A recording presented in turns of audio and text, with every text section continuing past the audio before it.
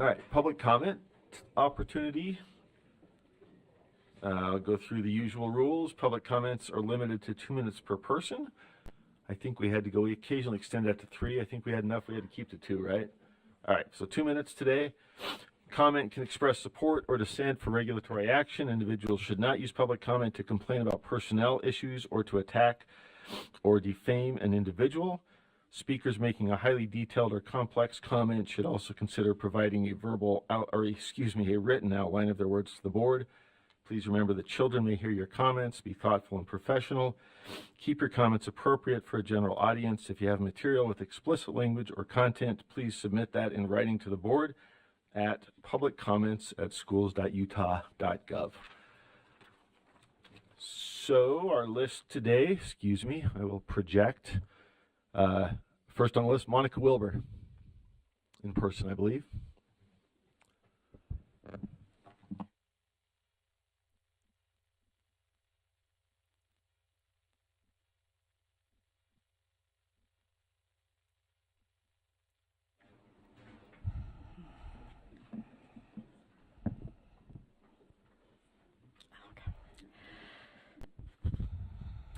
Good morning. I want to first acknowledge the good people who have packed this room wall to wall in support of a hero for Utah's children, Natalie Klein.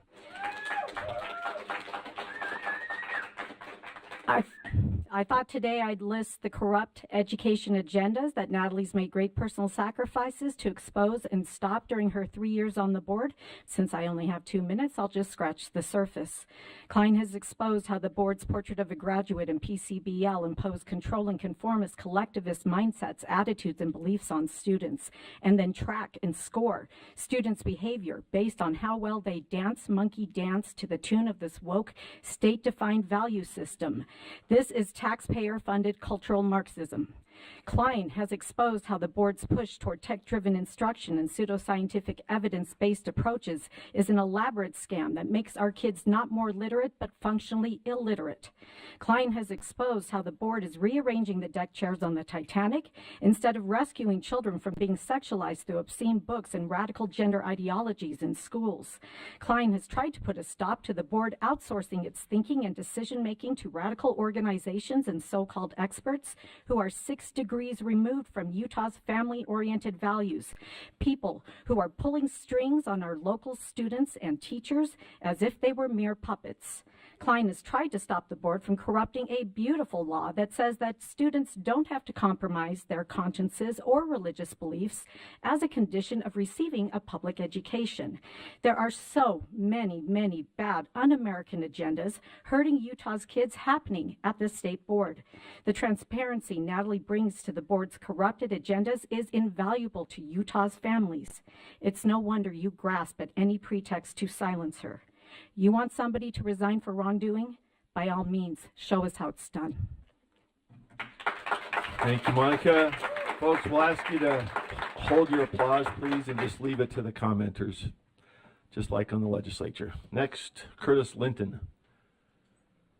We have Curtis. I think he's in person.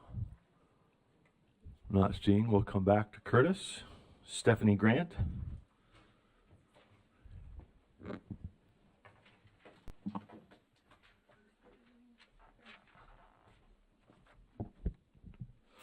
Hi, Stephanie Grant. I am so embarrassed and disgusted with how you all have treated Natalie Klein. You should be grateful for Natalie because she's fighting your battles for you. She's fighting for students and for parents like you should be doing. Instead, you attack her at every turn, try to destroy her at your first chance. That really makes me wonder who you guys are representing. Is this your version of the Disagree Better campaign, the lame Disagree Better campaign? Do you show no grace for someone who's been right 99% of the time? Do you vilify and slander your own board member who stands for truth? Our children are under attack. They are the target. They're the goal. I came here last year and I told you guys that I attended an event put on by Utah Pride, and I witnessed some crazy things at that event. What they were teaching, what they were educating teachers on. They were teaching them how to identify kids as young as 5 years old as having gender confusion, and how to help them transition and give them books with telling them that they're actually a boy, or when they're a girl or they're a girl and they're a boy without letting the parents know. They taught them all these sneaky ways to sneak in the LGBTQ agenda with the students through art, through any way possible to get this agenda pushed on our kids. I told you guys, like, I don't have time to go through the stories, but I told you a bunch of them and nobody reached out to me. Not one person. Makes me really wonder why you could hear such alarming things and not reach out, except for Natalie. Either you refuse to see it, you're too cowardice to do something about it, or you're endorsing it.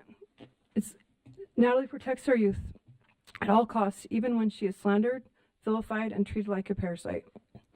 I think that if you are going to continue to censor Natalie's voice and take away what the valuable asset she is to parents, I think that we really have no need for the Utah State Board of Education at all. We should just dissolve the whole thing if you're not even going to be there for the parents and represent parents. There's only one board member that I've seen do that for us.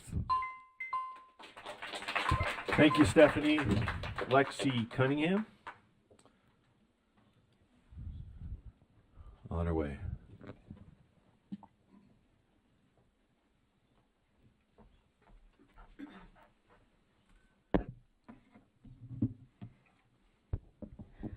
Chair Moss, Vice Chair Earl, and Vice Chair Hart, and members of the Board of Education, good morning and thank you for the opportunity to speak with you this morning.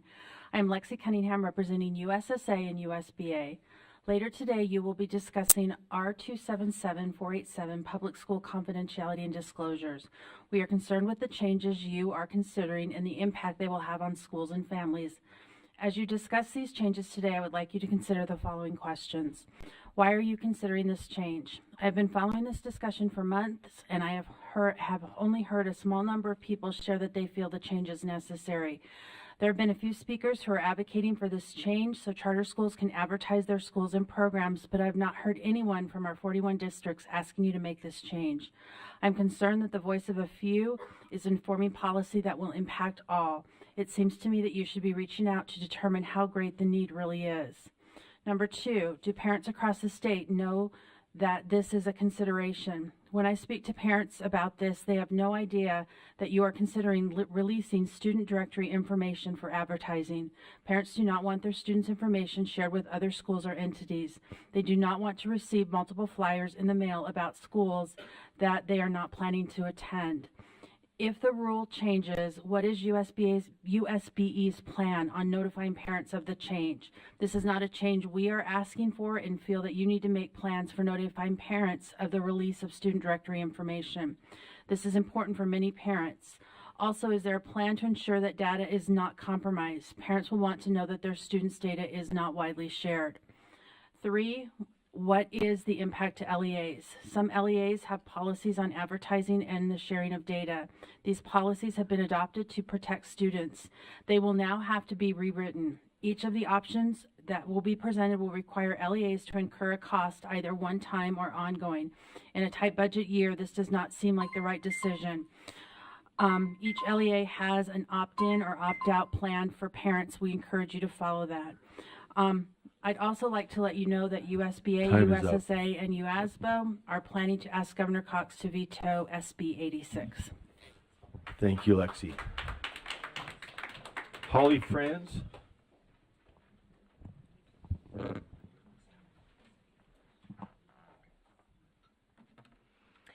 Thank you for allowing me to speak today.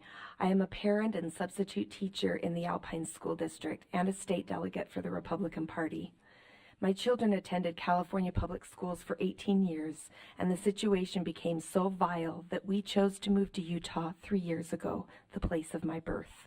We desired a better education system for our children that didn't include dangerous ideologies being shoved down their throats, the liberal indoctrination that included critical race theory, comprehensive sex education, gender ideology, pro-LGBTQ+ philosophies, and anti-theism.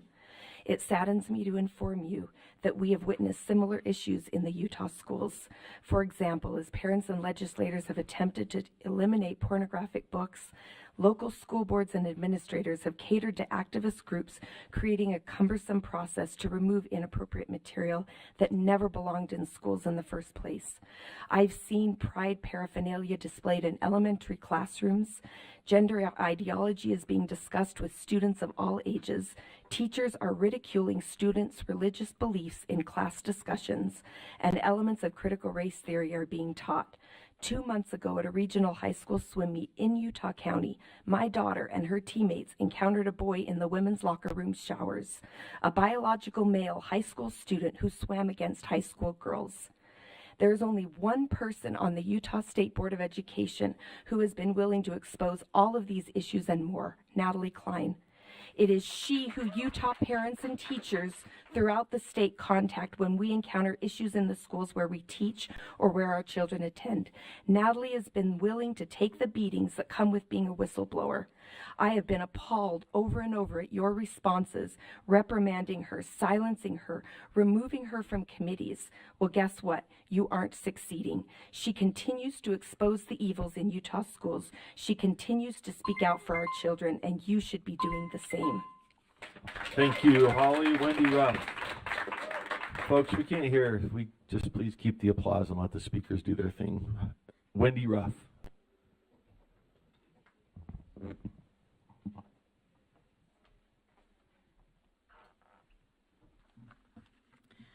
Natalie Klein recently made a mistake. She reposted an existing picture with the words girls basketball in response to concerns from parents.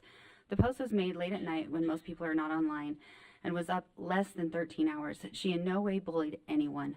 The moment she saw the negative comments, she immediately removed the post. She immediately took accountability and issued an apology. This should have been the end of it.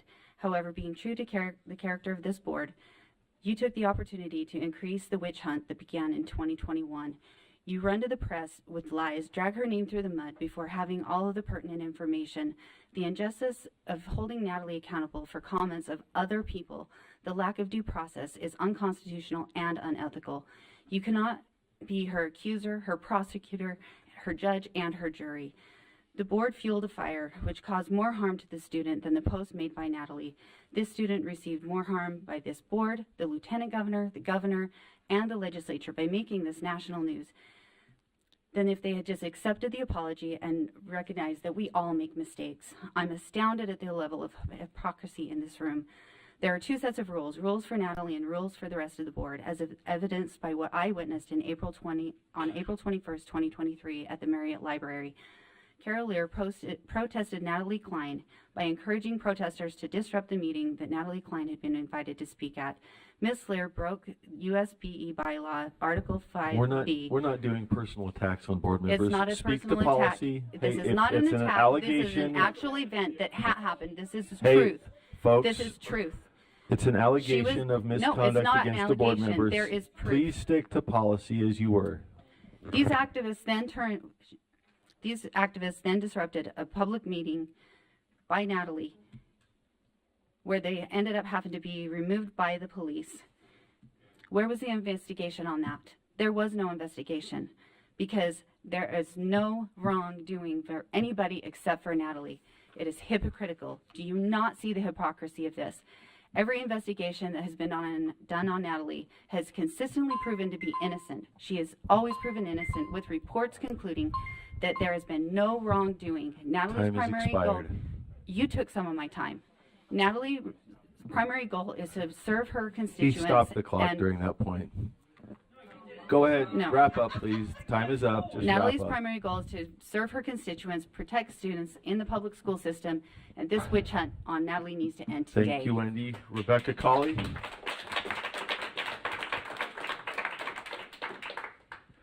Folks, let me just clarify. Description and policy discussion is fine. Allegations of misconduct against the board member are not proper because the board member has no opportunity here to defend themselves. That's the rule. We're going to stick to it. The floor is yours. Good morning. You know, Mark Twain nailed it when he penned, "A lie can travel halfway around the world while the truth is still putting on its shoes." I read an excellent post citing Michael Clara's YouTube video titled Due Process for Natalie Klein, Part 1 this week, and I can't wait for Part 2. What an expose. It is an incredible breakdown, the video on YouTube, Michael Clara, of the facts and the unrelenting and unnecessary feeding frenzy that's been going on here. Yet another exhibit of double standards among our own USBE members, and it's simply just awful and an embarrassment to our state and country. I have long been concerned about the public school system increasingly spinning out of control. After several years of observing, attending, and speaking in my own local school board meetings, it is clear that Natalie Klein is the champion of the children that we need. I express my support and appreciation of Natalie and for the knowledge she has been willing to courageously share, and that's something lacking here, is a little courage, to share about the inner workings of the education system. I hosted a meeting where Natalie met with me, parents, neighbors, friends, grandparents in my home with information about what's happening within the public school system. Natalie fielded our very difficult questions and our heartbreaking concerns as we strive to protect our precious children from the insidious ideologies many of them are encountering at their schools. Natalie understands the dangers that face our youth and is an amazing asset. Natalie has consistently demonstrated fortitude, and she knows what matters most, our children and our future. Thank you. Thank you, Rebecca. Cody Eflin. Cody? We'll come back to Cody. Let's see, who else are we coming back to? We get everybody. Curtis Linton. We're still on the comeback list. Curtis Linton with us? All right. Michelle Lee. We have Michelle. No. Okay. Tiffany Barker.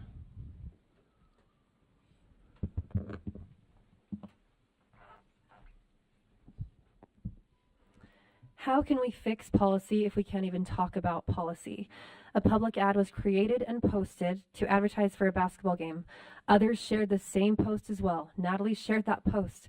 Was anyone else penalized for sharing the public ad? Just Natalie? You've attacked Natalie's First Amendment right to free speech.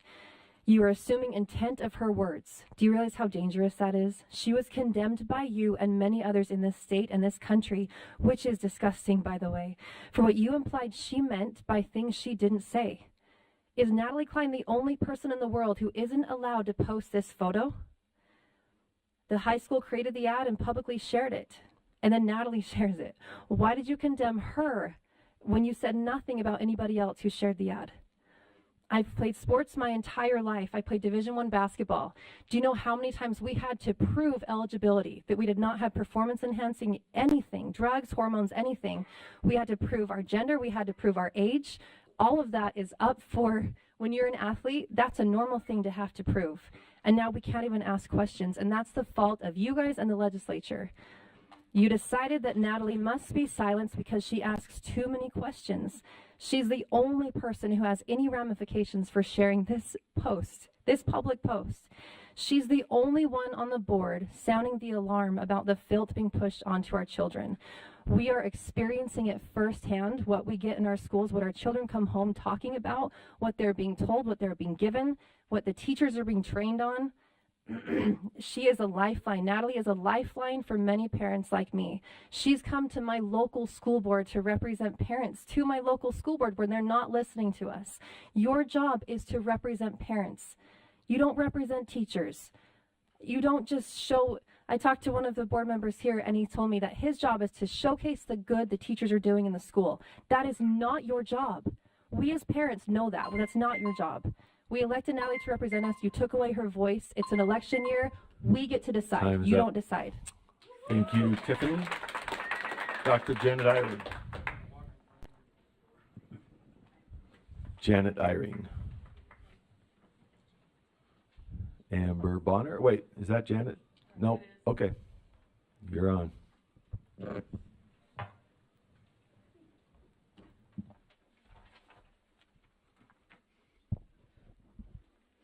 My name is Dr. Janet Eyring, and I stand here in full support of Natalie Klein. I'm a Highland resident, California Emerita professor, teacher, and teacher trainer for the past 45 years. This most recent call for Klein censure merited a drive up to Salt Lake to speak in person to you. Most of you are familiar with the term microaggression, a term coined by Professor Daryl Wing Su of Columbia University, and often criticized for perpetuating victimhood culture. It's being taught all over the state of Utah. How do I know? Because Klein has shared examples of this in schoolwork and then posted it on her private website. She's been accused of a microaggression or small bigoted action, which ironically many of the board members here may actually be guilty of. I lived in Salt Lake City for 4 years, teaching at Salt Lake Community High School. As a member of the Church of Jesus Christ of Latter-day Saints, most of my colleagues were not members of the church, but were graduates of the University of Utah. In a casual conversation, they might talk about the Momos, or the Mormons, in Utah in a derogatory way. Microaggression, by definition, states that the offense should be viewed entirely from the view of the person offended. In that case, I might have felt I was being discriminated against because of my religion or lifestyle. But I thought this would be blowing things way out of proportion. I took the more charitable way and supposed the person did not mean any harm. However, in this case, Klein was condemned without due process and experienced a rash onslaught of vitriol from the media, the State Board of Education, the Granite School District, the Governor's Office, and the Utah Legislature. Would that be an appropriate response for you if you had accidentally used the word Momo to criticize me? I really wonder who the real bigots and aggressors were in this case. Let's Time not has be expired. so hypersensitive and assume the worst in people. Klein's not a heartless villain, but Utah is a gullible consumer of the very controversial work by Professor Su on microaggressions. Thank you, Dr. Eyring. I Time's advise expired. that all of these critics of Klein fall back on the far superior spiritual foundation. He who is Thank you. without Amber sin. Bonner's up next. Thank hath- you, Dr. Eyring.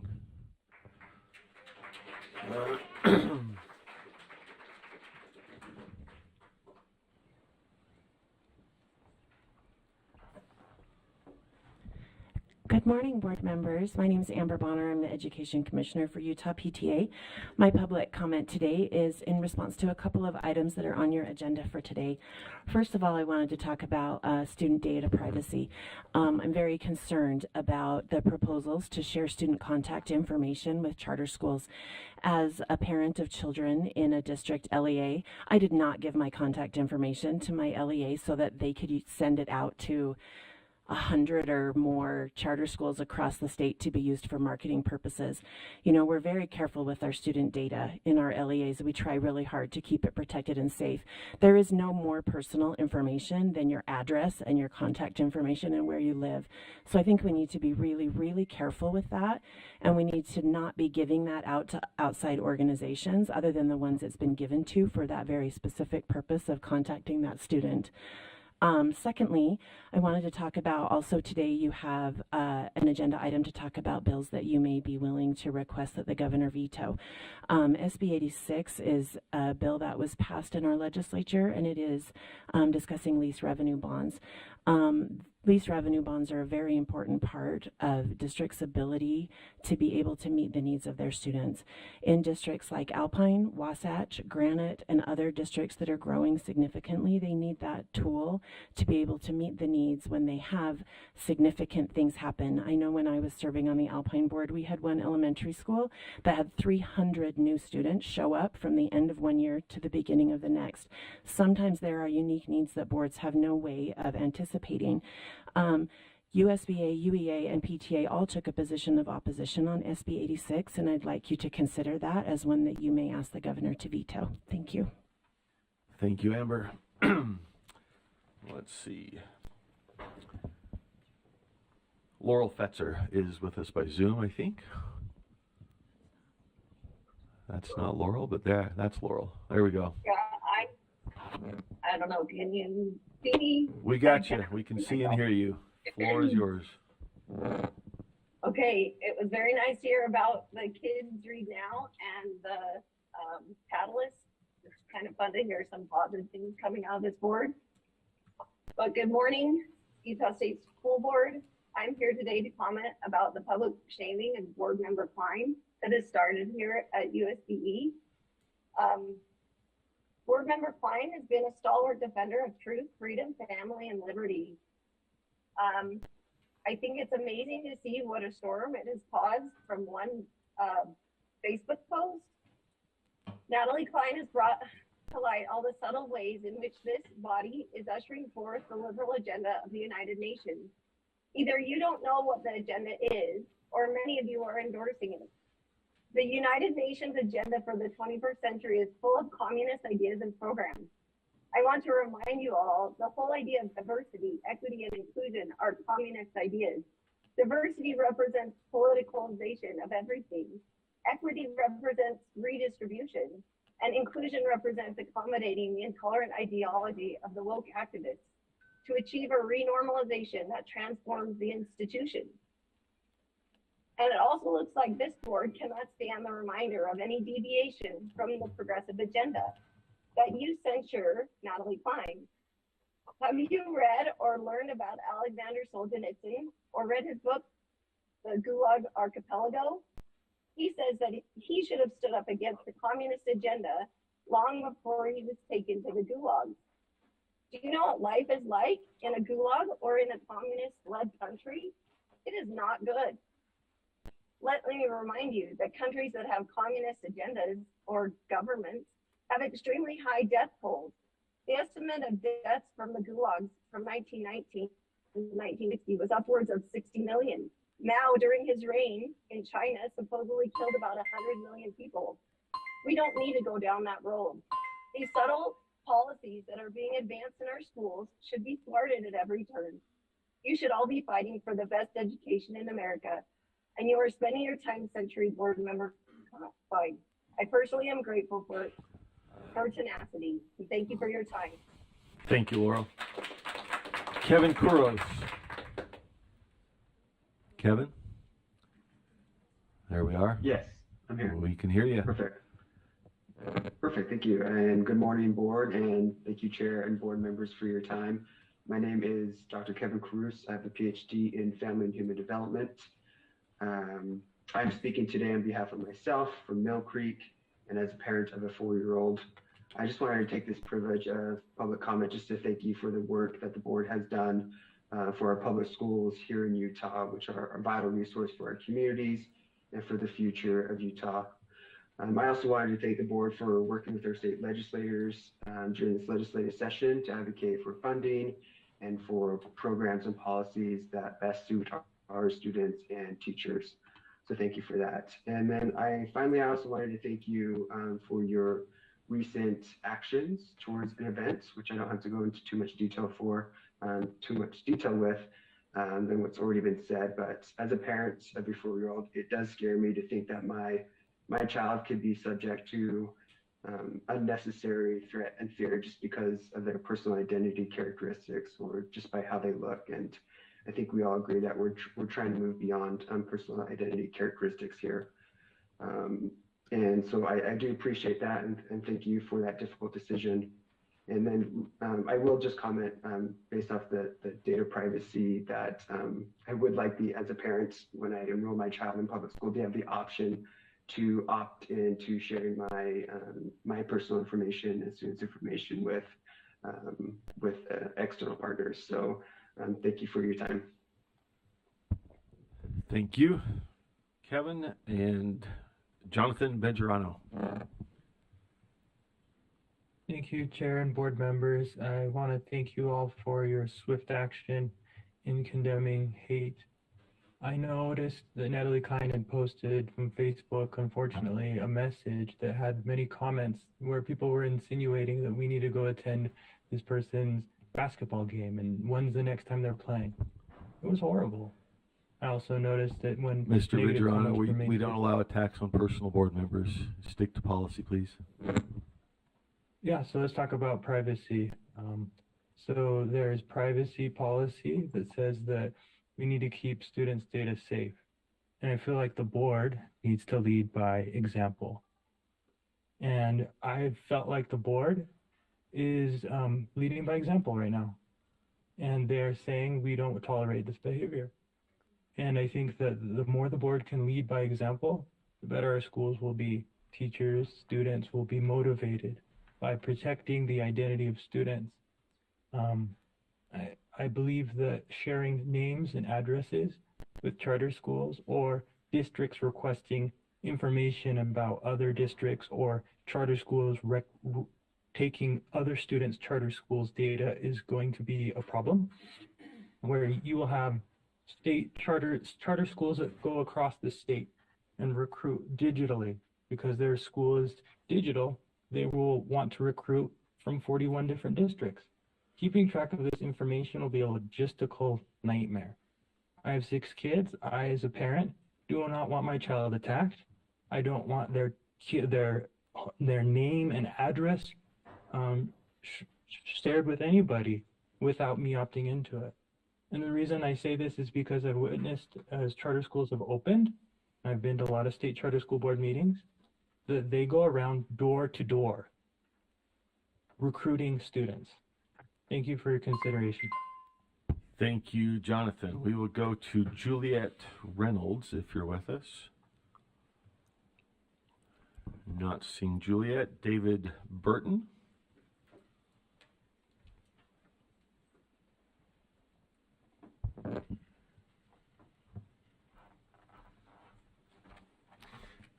Hi, I've noticed in the comments a real irony.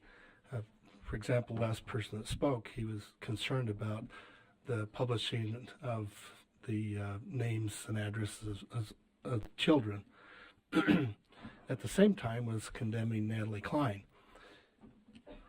It wasn't Natalie. Mr. Burton, I just want to again warn, we're not doing personal board members. Feel free to speak about the policy all you like.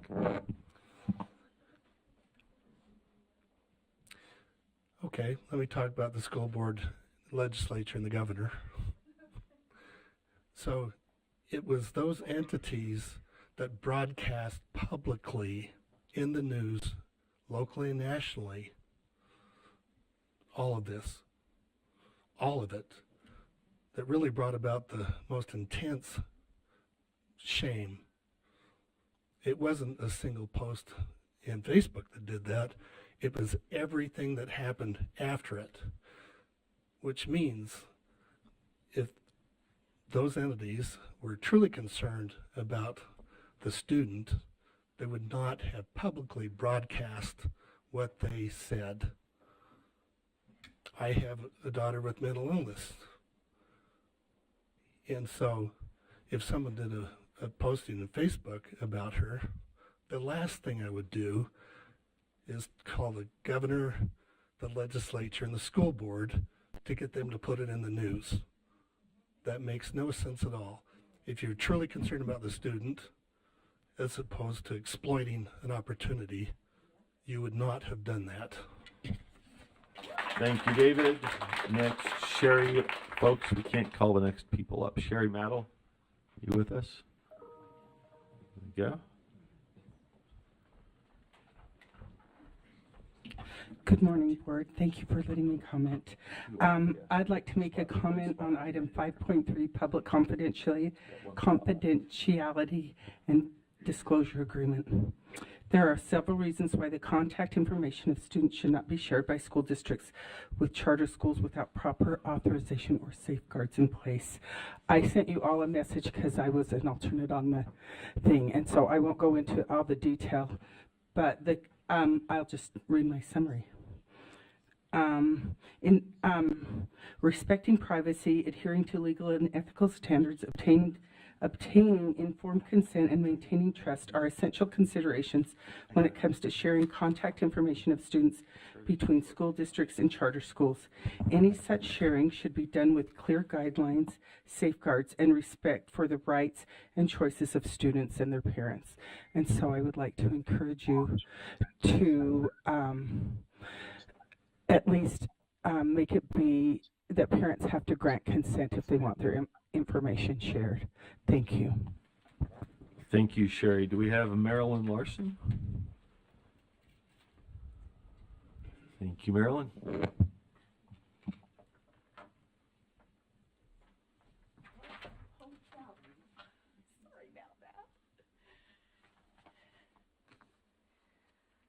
Okay, I am not sure what in the world is going on here today. I am looking into the faces of you. You are here to represent the entire state of Utah, not just a few. And I know that you come from all the corners of Utah here. I have heard this over and over and over everywhere I've gone, this kind of support for our freedom. And my goal and what we're asking is that you, as the board members, take a deep dive and look into what is really going on here. The bylaws of the Utah State Board of Education are really simply copied and pasted from a third-party activist group. How many of you here are aware of that? I'd really want to know. If you are not aware of that, you need to take a deep dive and find out where your bylaws have come from. We are here, the people, to ask you to look at our bylaws, look at the board bylaws, and do a constitutional deep dive. We are asking you, our elected leaders, to enact bylaws that honor freedom of speech. And that means for all of us, not just a few, because we know many people in elected officials have done many more egregious things than what is going on here right now. I have watched you look down at your things. I want your attention. I am a mother, a grandmother, an educator. I have been coming here for 20 years. I have seen our education go down the dumpster. We are being driven by people outside of the state of Utah, billionaires that have brought in terrible things into our education. And you tit-tat and vote on things that are absolutely ludicrous. I am here to beg you, all of every one of you, wherever you live, I beg you to take a look at what you're inserting to our schools. Our kids' brains are being turned to mush through these ideologies. We need your protection. We need you to stand up. We need you to represent. Thank you. Not just our religion, not our culture, not our LGBTQ, but our brains. Thank you, Marilyn. All right, that concludes our public comment. Thank you all for joining us.